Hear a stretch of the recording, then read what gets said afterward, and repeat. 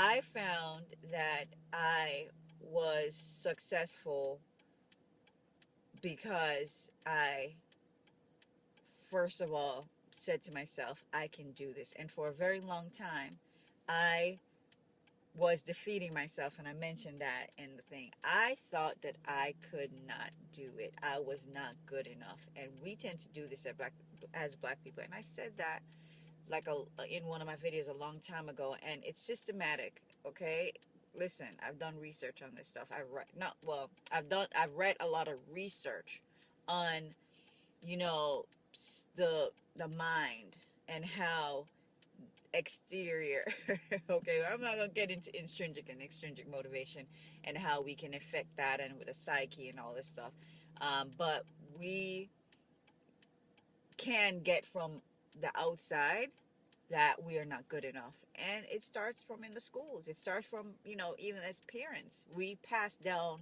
that inferiority complex to our kids, so we have to reevaluate a lot of things as a black community.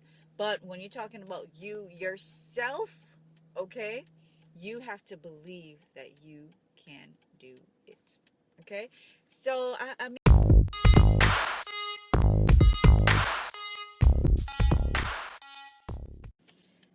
so I am at the bus stop and I'm waiting for Jaden to get dropped off. It's one of my little mommy duties that I enjoy. Y'all see me in a minivan. I'm like a soccer mom, y'all. Like, so we now have a minivan, and we got it because of the baby. So it's getting used to driving. I'm not, my other truck is just as big, and I don't need to really ride around in it because it eats up gas even more than this minivan. So yeah, I mean, it's the basic model. Okay, it's a Honda Odyssey, but all we got is well, it comes standard. I think the camera in the back where you can see when you back up, and we have a CD player, one CD player. Okay, so what else it has? We didn't get leather seats because all of our other vehicles had leather seats, so we didn't really need leather seats. Um, and yeah, that's it. So I'm kind of enjoying it a little bit, like when we're all going out, because Sundays these are like family day where we like either go to the park and sit and eat and the kids play, or we go to the mall. We do something as a family. We make sure that on Sundays we do something as a family. So it's nice when we all fit in the back and there's like so much room. We could even like have two more people tag along with us if we wanted to. Having two more kids, no, that's not gonna happen.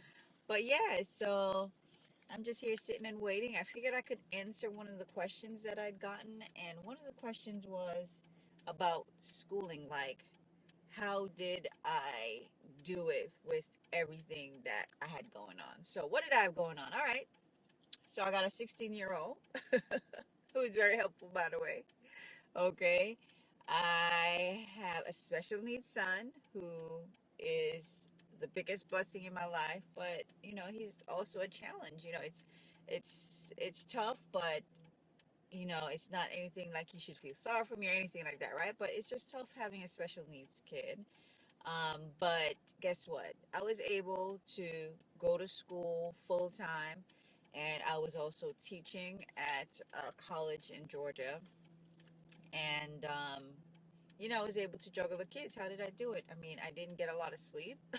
Okay, I had to be very dedicated. I had to be very focused. I had to be very organized, and I had to have my eye on the prize. Like, this is what I had to do.